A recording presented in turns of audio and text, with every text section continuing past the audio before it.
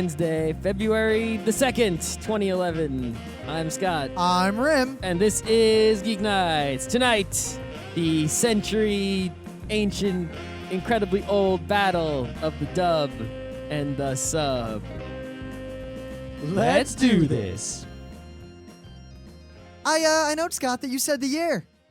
Have you given up on that battle? Do you notice I said 2011 and not 2011? Yeah, the Daily Show says 2011. They're wrong. They're right. You said if it was the year 1911, would you say 1911 or would you say 1911? Depends. What do you mean depends? Sometimes I say 1948. You said 1991, 1992, all through your whole life it was 19 and then the number. So now it is 20 and then the number. Yeah, 22,000. They're pretty much the same. Only in the first decade, 2001, 2002. As soon as you get to 2010. That was the aughts. No, 2010. That was 2001. You could do that too. 2002. Sure, but as soon as you get to 2010, it's 2010. You know how sad I am that I can't use aught? I will probably never live to see the day where I can use aught again. I guarantee you will never live to use aught again. If you use aught again, I will give you all my money. Except possibly referring to the past. I will give if you use it to refer to the present year correctly ever again in your entire life.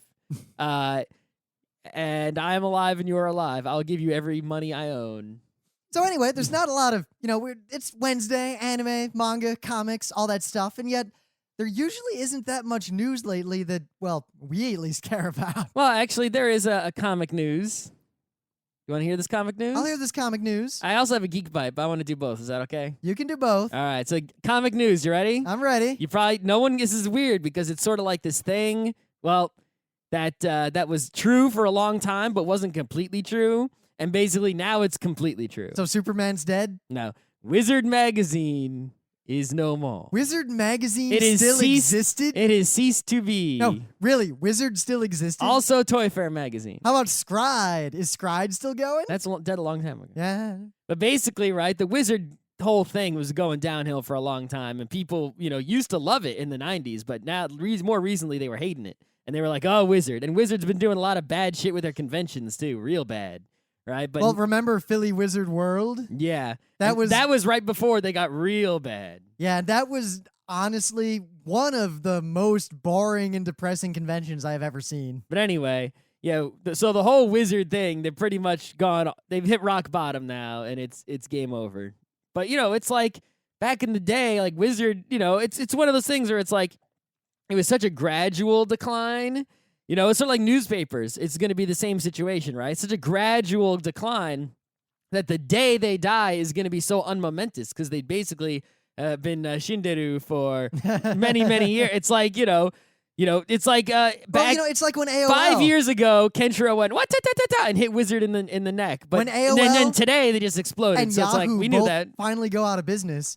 We won't how would I even know if AOL went out of business? Yeah, it's like by the time that they go out of business, they're gonna be so tiny already. It's like they shrink so much. I don't know. Well, that actually dovetails quite nicely into my news because while Wizard, that whole aspect of comicdom was basically on the decline forever. Not forever, but for all of modern history. Reed and the New York Comic Con and all those things have actually been on the upswing. Reed is kind of taken the New York Comic Con and the shell of what remains of the New York Anime Festival and turned him into an SDCC competitor. Well, they're pretty much, that's always what they wanted, and now they're going even farther to pretty much copy the San Diego Comic-Con in every conceivable way that they can. And that is the news. The New York Comic-Con is officially now not 1, not 2, not 3, but 4 days. Well, the 4th day is really a preview night. It's not a full day. Now, where else have we seen a 4th day preview night? San Diego Comic-Con. And they even call it preview night. They're calling it the exact same thing. Yeah. I'm very conflicted about this. I do not fault Reed for making this decision. No, you got to. If you're a for-profit con and it's going to make you money, how could you not do it? And does it service the fans? Right? No. Well. It does in a way, but or does it service the industry? It doesn't service the same fans because there's There's like 3 kinds of conventions that at least Scott and I care about these days. They're the only ones we go to. There's either the real deal professional convention run by people who know what they're doing, like the New York Comic Con, New York Anime Festival, all the Reed cons. There's the fan run con that has a lot of spirit but is run by incompetent morons. Maybe I shouldn't name names those cons, but like the Otakons, and as much as I love Kineticon, we're staff, we're directors of programming and stuff, and even we have trouble there. And then there's PAX, which just does everything perfectly. Yep. PAX has like all the benefits of the FanCon and all the benefits of the ProCon with pretty much no drawbacks. And nope. What bothers me is that the New York Comic Con and Reed, they're doing everything right. If they came to me and said, Rim, how can we make more money with this con and make it more popular? I would say, do everything that you just did. Yeah. But it makes the con way less fun for people like us. It's fun for the Hollywood types, the people who go to see a famous person or to see the guy who's playing the superhero in the superhero movie based on the comic they didn't read. It's also fun for people who are like, they want to dig around in bins of comics for a long time and see like absolutely amazing, that kind of stuff. But, It's also there are fun- other places to do that. It's not exclusive in that regard. It's also fun for I don't want to say casual fan because that is such a misnomer and it has too much connotation. Yeah, if you were like a slight fan of nerdy stuff and you went to this, it would just blow your mind like, holy shit, like look the at people, all this. Like I have a lot of coworkers. They're not into comics or into anime or into gaming, but they do and consume all of those things and they don't think anything of it. So they hear, oh, there's a Comic-Con. I'll go for a day and it's big and flashy and there's crazy stuff everywhere and they have an awesome time. Yep. It's basically only not fun for what I would almost call the advanced fan who is not single-minded and single-focused. Yeah, I mean, if you're an the thing is, there are advanced fans who have, some sort of, they like to spend money, right? Because it's the New York Comic Con is the whole probably the best place convention. you could If be. you gear the convention towards making money, then what you're gonna do is you're gonna make it most appealing to the fan who likes to spend money. So the kind of fan who's not a big spender, someone who's not interested in shopping or paying for art from artists, and pretty much, buying DVDs and paying to get autographs and all the, someone who's not going to pay money, someone who's there to participate in sort of community things, right? Look at the conventions like PAX and even Otakon, how many community meetups and go in the forums. Well, and there's it's two like, things. Let's get together and play Pokemon. There's the surface level flash kind of show me stuff. There's the programming, like actual discrete programming, not just like the big floor, but like go to this panel, go to this event. Yep. And then there's the hang out with like-minded people. And, we've said this a lot, and we have a lot. Hang out with like-minded people doesn't make the convention more money, so that is minimized. Well, we have a lot of evidence, at least anecdotal evidence from the last decade of going to conventions, that by and large, Comic-Con attendees, any Comic-Con, are not there nearly as much for the community. Well, as actually, compared to anime fans who are only there for the community. Well, one thing I have noticed, right, is that many of the people who are there for the community, right, are the people behind the tables, right? It's like if you're some guy who's like a podcaster will be there behind a table, and he's friends with all these artists who are behind tables, and they're friends with vendors who are behind tables, and they're friends with other people who are behind in the expo hall, right? And there's a community there. And there's also a community between people who are, sort of into the same thing, right? So a whole bunch of people might be in line for an artist and they're all fans of the same thing, and there's community in that respect. Or maybe a whole bunch of people are fans of the same publisher or something, so they'll be all around that publisher's dealer area. Yep. Or they'll be the guys who are in a community of trading comics that are sealed in plastic, so at the table where they seal stuff in plastic, those guys are all together, right? But there isn't community like Tri-Wizard drinking tournament community. Yep. And it was most stark last year at the New York Comic-Con New York Anime Festival when if you walked around any part of the con but the anime ghetto, it was basically a giant crowd of people shuffling and looking, walking around, looking around, standing in line. Spending money.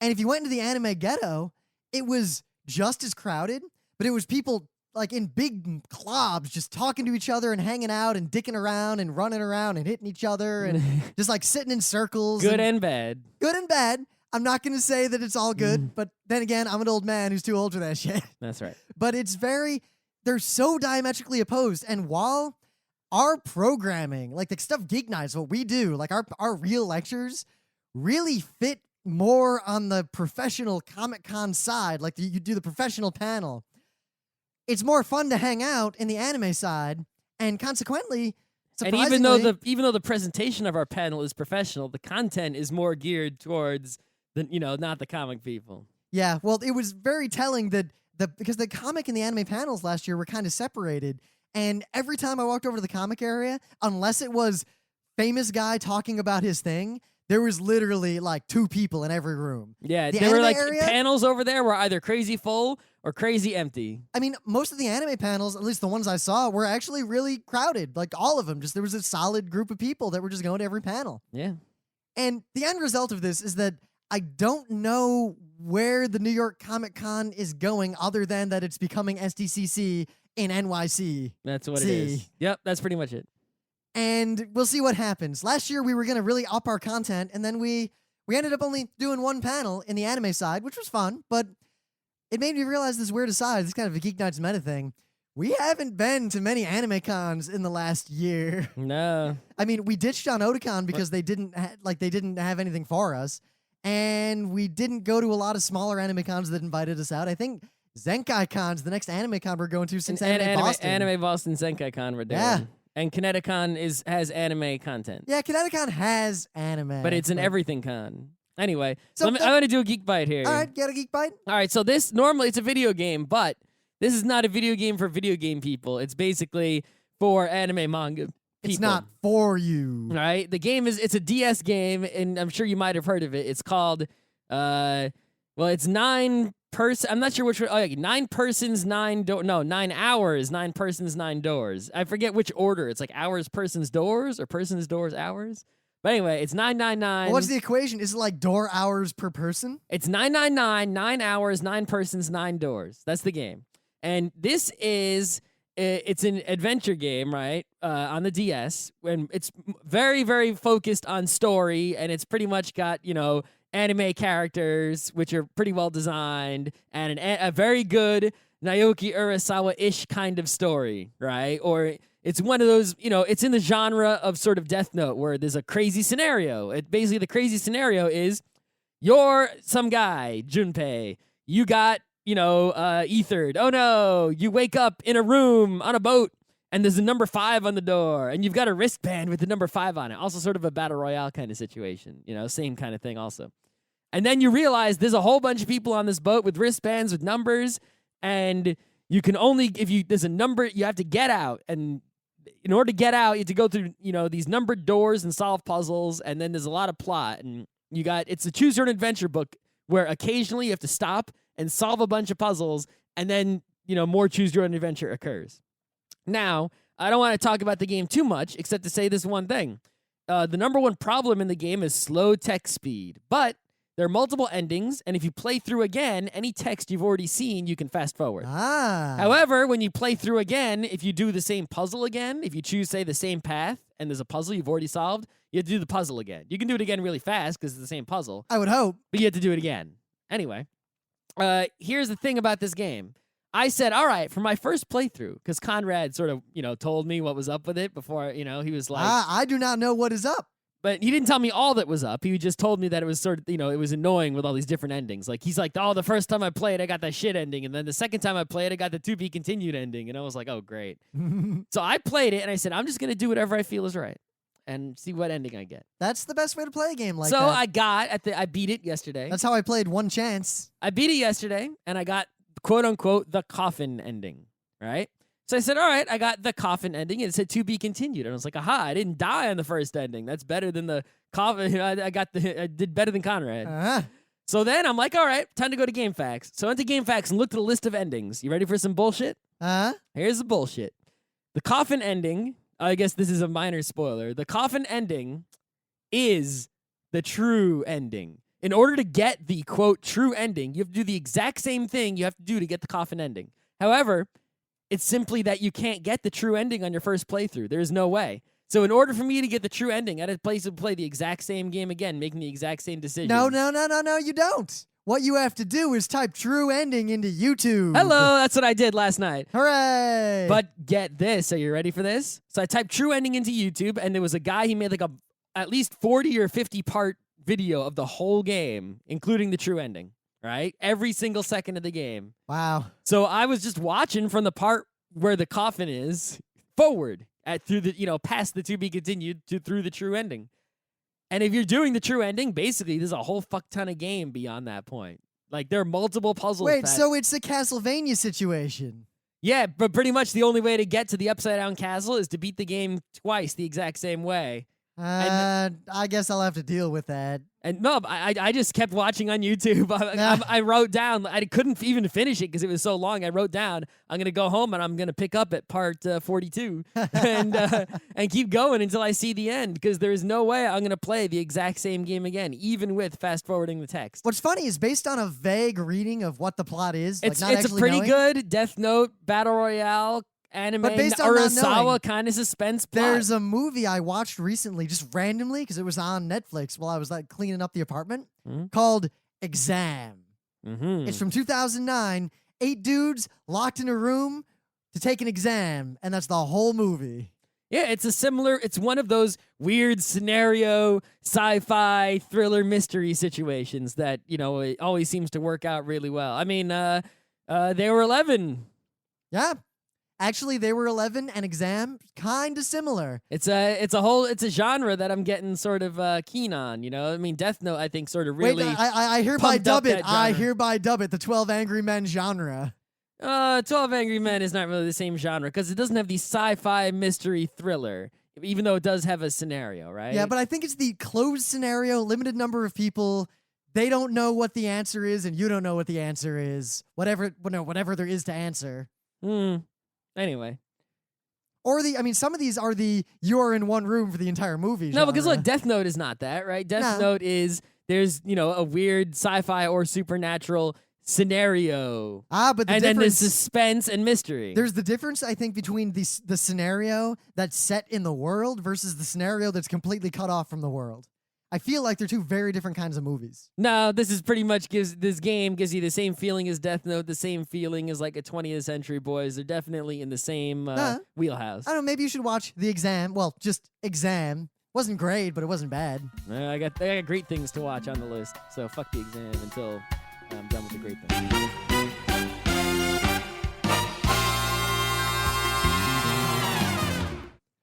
So, things of the day. What do you got for me, Scott, in 2011? Oh, snap. So, everybody knows Kate Beaton is the most awesome. That is not a secret. If it's a secret to you, then you are nobody because it's a secret to everybody. Kate Beaton consistently makes me laugh more than most people I've ever Everybody. encountered. So, anyway, so her webcomic is Man Hark. is an artist. Hark, a Vagrant is the best webcomic. Anyway, so you may remember in the olden days, Penny Arcade once did a thing where some guy took Penny Arcade strips and erased all the words and then had his students fill in the words as, a learning lesson, right, to these blank speech bubble comics. And it was hilarity, lol. Well, it was a guy, he teaches English in Korea, who's a friend of Kate Beaton.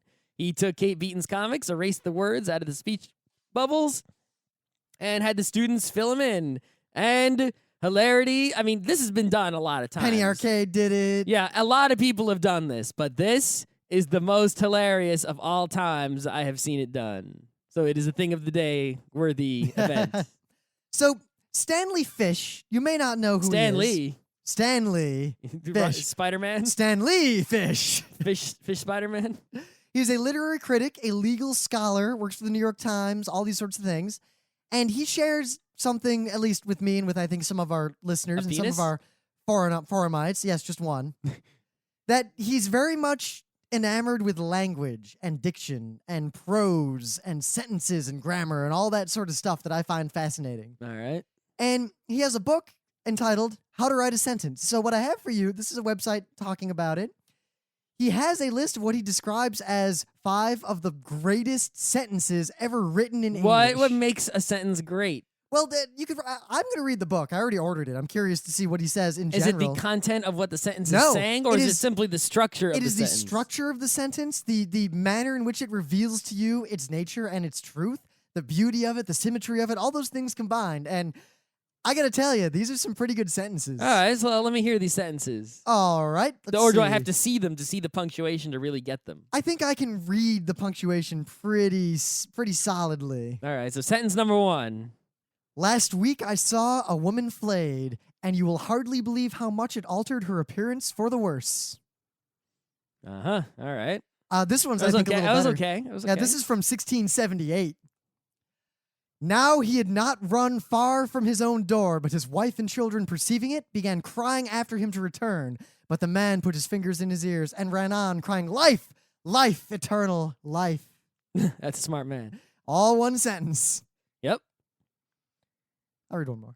I like how a lot of people, this, reminds me of something. A lot of people, right? They're either don't know run-on sentences, so they write them all the time, or They never write a long sentence. they're worried about run-on sentences, so they never write a long sentence. I It's tell like, you, friend, I tell you, go look at the Constitution or Declaration of Independence. we hold these truths to be self-evident that all it's a Right? long sentence. You can write a fucking long-ass sentence, and still it would be legitimately one sentence. I do it all the time. Also, if you want to be tricky, there's always the semicolonic sentence. Semicolons are your friend. It just lets you cram sentences into a sentence. Not really. Yo, dog. You can only do it if those separate sentences with the semicolon are actually part of the same idea. Yeah, same idea, you but can't- not directly related. The colon is the directly related. Right. The colon is the this, therefore, this, or something to that effect. The semicolon is the basically two related sentences. Right, but you can't be like, say you get two completely unrelated sentences, like, C-Spot run and Scott likes Well, I can say Something. this. I cannot imagine a very nice sentence that involves a semicolon that is simultaneously imperative. I don't think that can work. Here, I'll read one more. I think this is my favorite one. "And I shall go on talking in a low voice while the sea sounds in the distance, and overhead the great black flood of wind polishes the bright stars." Uh-huh. Here's an excerpt from the book. In this sentence, the personal voice of the narrator is absorbed by the sea sounds, a deliberate pun, that begin as background and end by taking over the scene of writing. That is a very good sentence. That right itself is a good sentence. there. But I see what he did there. Yeah. That's very good. Clever girl. So, it's not a college humor. Like- but I mean, the fact that you had to make a big deal of the fact that it wasn't is is telling, perhaps. Yeah, I Perhaps, think perhaps. illustrative of the problem. So, we will be Meta Moment at the Penny Arcade Expo doing not 1, 2, 3, 4, but 5 panels, 3 of which collapsed into one panel. Right. For a total of 3 panels. There's a whole bunch of conventions. The Zenkai Con the week after PAX East. Anime Boston's like a month after that. Yep. Next weekend, February 11th, Friday, we'll be at Nerd NYC Board Game Night at Think Coffee in Manhattan. I only say this and keep saying it because we are there at almost every one of these, and a lot of listeners show up. If you want to meet us, hang out with us, if you want to play modern art with me and Scott, next Friday, we'll be there. All right. You should go to our website. It's frontrecruiter.com. You should go to the forum.frontrecruiter.com. You should read the Geeknights Book Club book, which is currently Michio Kaku's Hyperspace. Yeah, you should follow us on the Twitters and all those sorts of things like that. Internets, people. Internets. And that's enough meta moment for now.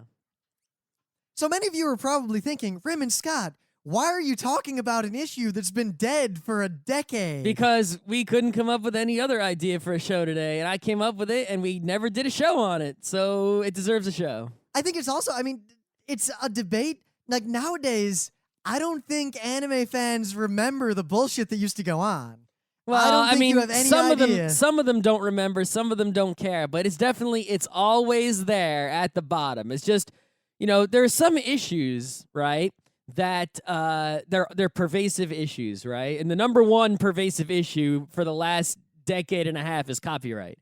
But the thing is, the copyright issue keeps rearing its head and coming back and coming back and coming back because new things keep happening to it, and it keeps rearing and rearing and rearing. But sub and dub was a big issue, especially in the VHS days, because when you bought VHS, You had to pick. You had to pick. And the sub usually costs $5 to $10 more. Yep. Not less. And also, many times you wouldn't have a choice, right? So it was a big issue then, and more recently, it was become less of an issue because DVD, you buy the DVD, and everyone gets their own personal preference. And it was a huge, people would get weird about it. Like, it was like the old school fans were like, how dare you watch the dub? You could watch the sub. The sub is perfect. And then the new fans like, whatever, I just want to watch my show. Leave me alone, you old fat nerd. Yeah. But yeah, basically, the fundamental thing here is you got a show, some sort of piece of entertainment, right? I mean, we did do the show with the Oda King, right? Who talked about subtitling a lot. We did. But he was mostly complaining about the low quality of the fan subs and their method of subtitling. and not whether subtitling or dubbing was better or worse or I mean, whatever. to do that we could talk about fan dubbing if we really wanted. No.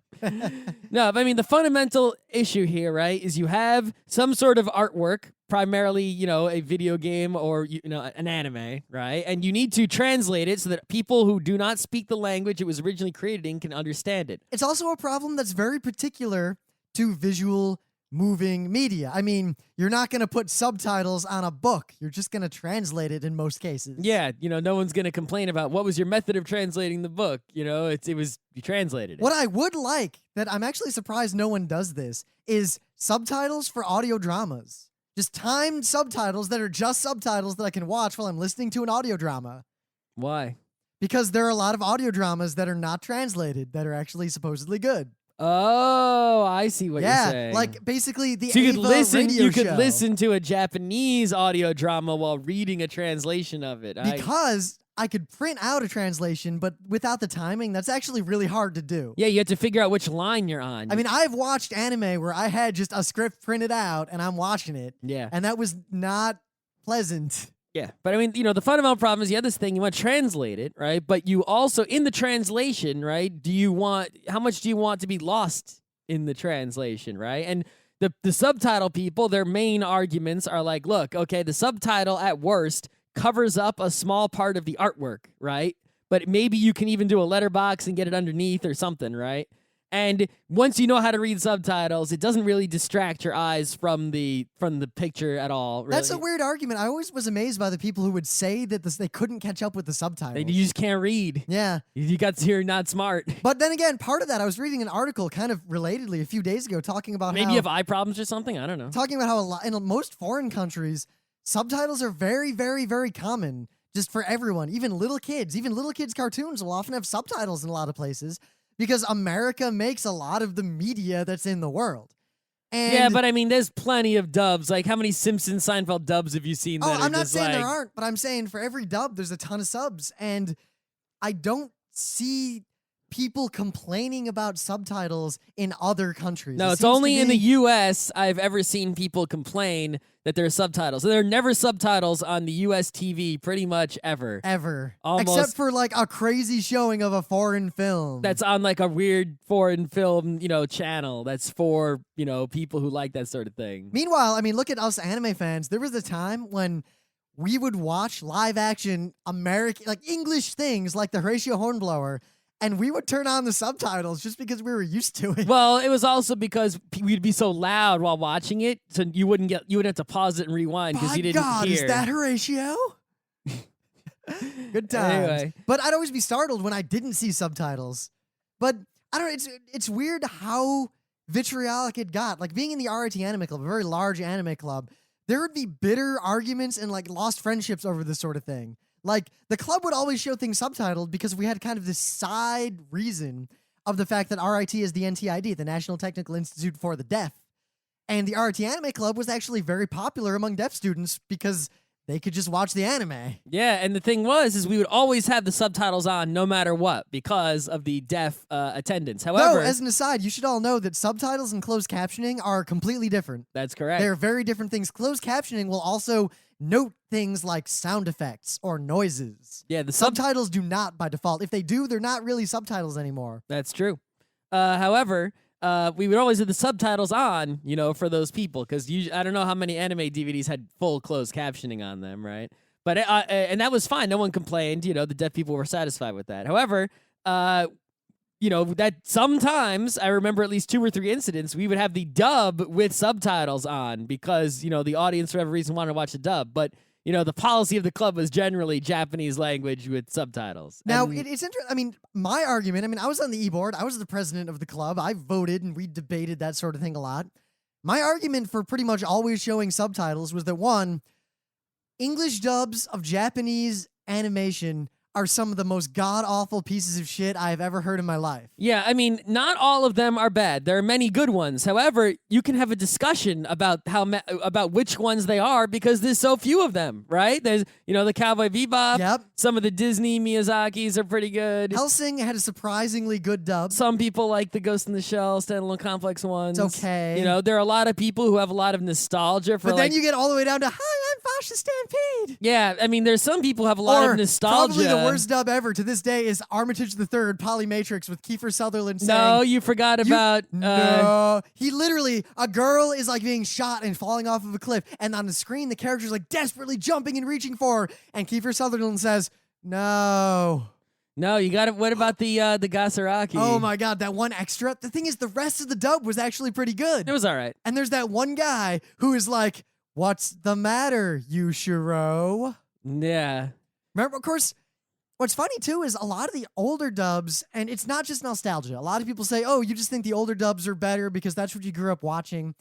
The older dubs were a lot freer and looser with the translation. And as a result, the acting, I think, was a lot better in English. Yeah, the acting, in many of them was more, was better in ways. You like know? the old Tenchi dubs actually worked pretty well. There was a lot. There was a lot loose. Yeah, there was a lot less stiffness and other sorts of acting related problems. Tank Police, that dub is hilarious. But in terms of purity to the original work, they had some serious issues. Pretty much most dub. Well, I mean, there are some dubs that don't have such issues, but the older dubs definitely had those issues. And part of one thing that major contributor is the insistence on not only translating but sticking to making everything match the moving lips of the characters. Really funny when you because watch the Japanese people don't even try to do that in the original. Yeah, you watch the original and nothing matches up at all. I mean, there's no relation. Yeah, the Japanese, the lip-flapping. original audio track didn't match, so why should the dub match? Why should it even matter? I mean, obviously, if saying it in English completely translated is going to take 10 times as long or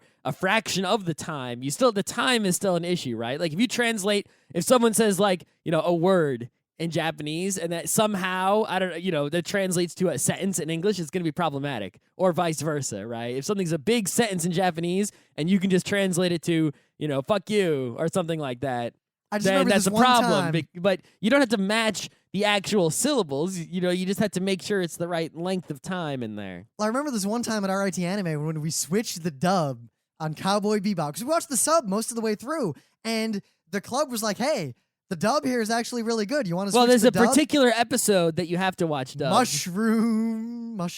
Yeah, so we watched that episode dubbed, and then we just left the dub on. Yep. And actually, some people walked out. Like, people walked out of that showing once the dub was turned on. I don't remember that. Remember, Hoagie Steve walked out. I don't remember. Because he got super pissed when we changed it. We voted. Yeah. And him The whole room voted. And a few other people I could name, they all walked out. And they were mad about it. They were mad that we switched to I don't remember anyone walking out early. Perfectly viable dub. And one of them, his cited reason, and he grumbled about it for a while loudly before he just left, was that during the Betamax VCR episode of the VHS and the Beta, there's this one scene where the guy who has the VCR is just going on this long rant about technology that no one cares about. Like, well, back in the day, Beta was this, blah, blah, blah, blah, blah. Just like this long rant, and it's funny. The subtitles did not match what the guy was saying in the dub.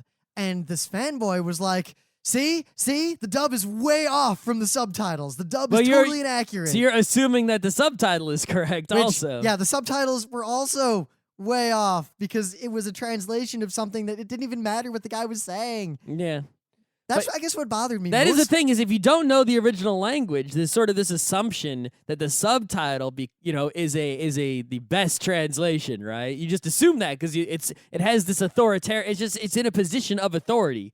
So if a dub doesn't match it, the assumption is that the dub is more wrong than the subtitle always. Yep. But it could just be they're two different translations of the same thing, and they're both equally off in different directions. And you have to look at each case individually, and you have to know the original language to make a judgment call. But like that's that. what bothers me. Almost every intelligent people can argue the merits of both intelligently and come to a conclusion.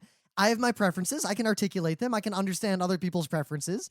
But the fanboys on both sides would basically be wrong about the technical aspects of translation. They didn't know Japanese usually, and they would basically just argue from this position of ignorance. Because if you know and anger. Japanese, you don't care if it's dub or sub, because you can just do it either way. My stance, though, is that when in doubt, unless you have a reason to watch the dub, like, for example, if you're doing something else and you're watching the anime casually, the dub's fine. But if you actually want to see the real show, you should watch the subs. But I think the dub is better for someone who does not watch a lot of, like, if it's anime, who doesn't watch a lot of anime in Japanese, they don't like get the language. Like I don't understand Japanese that well at all. Me either. But having watched anime for the last 20 years, I can understand the inflection. Like if I hear Japanese being spoken and I see a translation that is accurate next to it, I understand all the emotion. You can kind of feel it. You understand all these kind of subtle aspects of the language, even without understanding the individual words. And dubs translate that better for someone who is not familiar with the Japanese language. Well, if they're done well, right? And I think Well, that yeah, pretty if they're much done means well. that you shouldn't start someone who's never watched anime before, who might be a fan of it and is coming into it, shouldn't watch a bad show, right? And if they're gonna start with a dub, I mean, we started with dubs, right, on TV. They didn't start with no subs. Yeah, Vampire Hunter D, Kashan Robot Hunter, Project Right. Echo. You got to watch something where if the dub is not good, then if they're going to watch a dub show no matter what, then that's not a good show. They have to watch something different. Well, the trouble is what I run into is there were a lot of people who weren't anime fans who I would try to get into the anime, and I didn't want to show them dubs. This was like high school and middle school because the dubs were god-awful, and I could even tell they were god-awful. Yep. Because, and think of this, if you say you hear a show on in the other room, you can always tell if it's an American anime dub versus any other kind of show just by listening to it. For like a second, just Yep. based on the way the people talk, because they don't, they're not talking the same way regular people talk. They're not talking the way voice actors in anything but anime talk. Yeah, right. Well, video games also have Video games are just as bad. That's some yeah, bad, you're right. You're right. But basically, everyone I tried to show anime to, I couldn't show them the dubs because the dubs were terrible. And if I tried to show them a sub, they'd say, "The fuck are these subtitles?" And they'd refuse to watch. Yeah, that's the thing. It's like you got both sides, right? There's the fanboy who's such a fanboy he refused to watch a dub, and he's stupid for his own reasons. But then the person who says, "I refuse to watch this," subtitles, they're stupid for their own reasons. It's like you got these. It's stupid versus stupid, and the truth is that you should probably watch subtitles most of the time. But not all dubs are bad. There are good dubs. They exist. They're not going to kill anybody, right? There's reasons for them to exist. It also depends Watch on the them show. if you want. For example, a show that is certain kinds of shows probably would be better served by a well-done dub because the well-done dub is more natural to anyone who isn't fluent in the language. Mm-hmm. However, there are almost no well-done dubs, so it's kind of like arguing about whether or not unicorns are blue. Or red. Or the size of Gandalf's dick. I just can't, 7 inches. I cannot express to you how crazy this argument used to be. You young anime fans have no idea. Like, I wish I could just go back in time and film, like, RIT anime in the year 2000. Or 1999. Oh, my God. Like, it was fierce. But to this day, like, look at conventions and all the, like, people still fight about it, but only the fanboys fight about it because not that many people watch anime at conventions anymore. And I think that's part of the reason why it's not an issue is that the culture is not a culture of watching collectively. It's a culture of watching your fan subs on your own or watching your Crunchyroll on your own. And then if you get together at a con and just hang out. Yeah.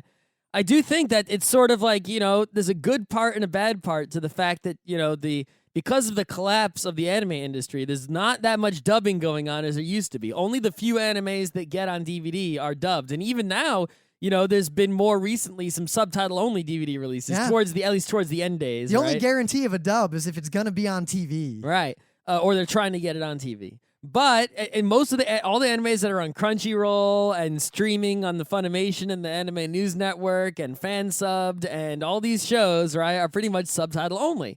And I think this is good in a way because the modern anime fans who are watching shows now or going back to watch old shows, right, are getting, the better, truer, subtitled experience, and there's no weird bad dubs to turn them off or anything like that. So the people who are watching anime now, I think, are getting a better appreciation for anime and the Japanese language and these sorts of things. However, I think it's sort of like a closing the door, right? It's like anime went downhill, so now it's subtitle only, and now anime can't go back uphill because there's no dubs to get new people watching. But at the same time, because on so the many internet, people won't watch subs. Among youth culture, I found just looking around more and more is that references to anime, just a general understanding of knowing what Naruto is, like this kind of, it's very widely known among young kids. even if they don't watch a lot of anime, almost every punk kid you ever run into has seen some anime, knows what it is, and treats it just like they treat any other TV. In a way, the anime fans that were trying so hard to make anime basically mainstream won, in that as anime became more and more accepted and more mainstream, the culture around it disappeared because there's very little real culture except for the hardcore people around The Simpsons in America. I mean, you know that hardcore Simpsons fanboy. They exist. Most people just watch The Simpsons. They're not going to go to a Simpsons convention. Yeah, only the super hardcore people are going to go to Simpsons convention. But people who know about TV might go to a TV convention because, oh, yeah, the guy who did The Simpsons is there. I'll go see that. And there might be some Simpsons action there. Yeah. At a TV convention. But I think anime cons have gone down the same road, and I think this is part of the reason why the dub-sub debate has disappeared, because the collective watching of anime is no more popular now than the collective watching of TV. Yep. You watched anime the same way you watch TV, mostly alone, maybe with one person on your computer. But yeah, I mean, you know, there are issues in terms of the quality of subtitling, but we discussed that in Don't watch crappy fan with subs. the Oda King, right, back in the day. Yeah. You know, and there's also the issues of what's it called? The two different kinds of translations. Well, no, we talked about that also with the Oda King. Oh, what the What hell? do you got? What? You get nothing? Nothing? You got nothing? Oh, right. Like sometimes, right? Like on the Gundam, the Z Gundam DVD box set, right? The subtitles are just like all busted, and they fixed them on the other disc, right? So it's like, oh, mother, just because it's subtitles, right, doesn't mean that it's good either. There are plenty of bad subtitles out there. You know, a lot of people just sort of take for granted the subtitles are right and good or whatever, but that is not always the case. So, and especially in the olden days, if there were bad subtitles, right, you paid more for that VHS with subtitles than the dub VHS, you would be hella pissed off. Yeah, it is interesting that the subtitled ones were more expensive because there was less demand for them, yet they were cheaper to make. Yet at the same time, anime fanboys, by and large, preferred subtitles. Yeah. Which meant that a lot of non-anime hardcore fanboys were buying anime back when it was $30 a tape. 4 episodes. Well, maybe 2 episodes. But Yeah. some of the thing is, a lot of the VHS tapes, most of the sales were to like Blockbusters. Yep. And a lot of those things that were released early on VHS were mega popular things like Akira that everyone and their mother would buy. Yeah, the anime section at Blockbuster So the when I was a kid Akira was dub bigger sold- than the anime section at Blockbuster when I was in college. The Akira dub VHS definitely sold way, way more than the rare subtitle VHS, even though I've seen that subtitle VHS plenty of times.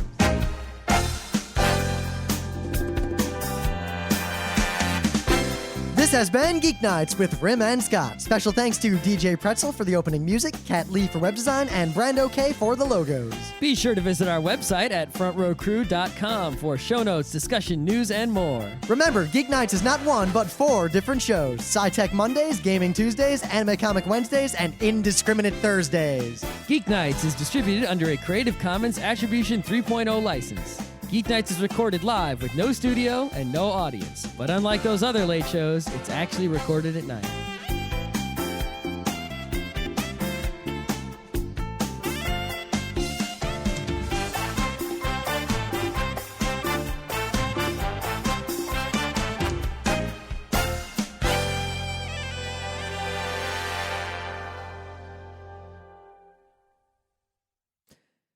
But yeah, dub versus sub. Sub versus dub. Sub dub. Bub.